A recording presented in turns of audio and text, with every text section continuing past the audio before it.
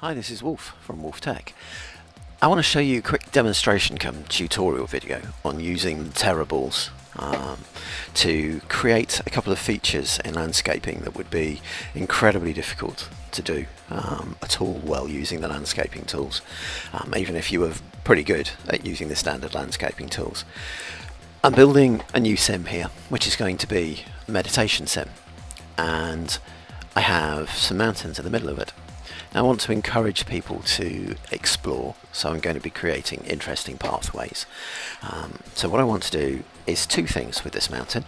Firstly, over here, through the little through this chunk of mountain here, I want to create a little winding path, like a very, very narrow gorge, for people to discover this area inside to the left.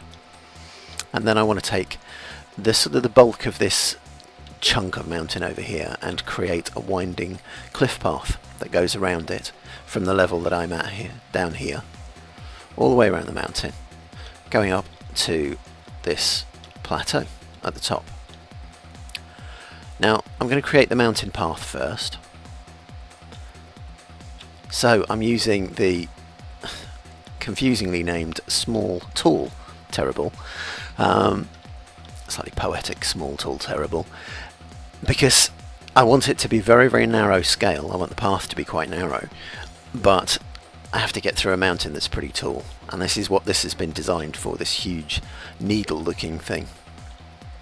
So what I'm going to do is I'm going to take it over to where I want my path to start, and let's take, it's already a little bumpy over here, so let's put it roughly where we want our path to start. So, and then raise it up so that the little metal ball at the bottom is sitting at the level that we want the terrain to be at. You see? And we'll fill this hole in as we go. Now this is much, much easier done from above, and the reason that that is so tall is because you can't put the root prim of an object, which is the red ball in this case. You can see it highlight in yellow around it there because it's the root prim. Excuse the floating person who's probably on the neighbouring sim. In fact, it's a strange glitch of InWorldz. And what we're going to do is we're going to copy these out. If you hold the shift key down, if you don't know this trick, hold the shift key down and then drag. So we've got it on the edit window on position, and every time you hold the shift key down and then drag, it creates a copy of the object. Now we want these to be reasonably close together, not too close together, because they start to interfere with each other if you do that. And the reason we've got the tall one is we can now create our windy little path looking from above to get a sense of the layout. You see, we're creating that windy little path with the red markers at the top. We don't need to keep track then of where the sort of mechanical bulldozer part of the terraforming tool is, which is the metal ball on the end. And this is where these extra long ones come in useful, because that's buried that well underground. So what we're going to do, drag them out a reasonable distance apart. We're going to create our nice windy path through the mountain. If you were to use the shorter ones of the Terraballs, you'd only be able to put them underground a little bit, and you'd have to do it step by step by step, taking them down.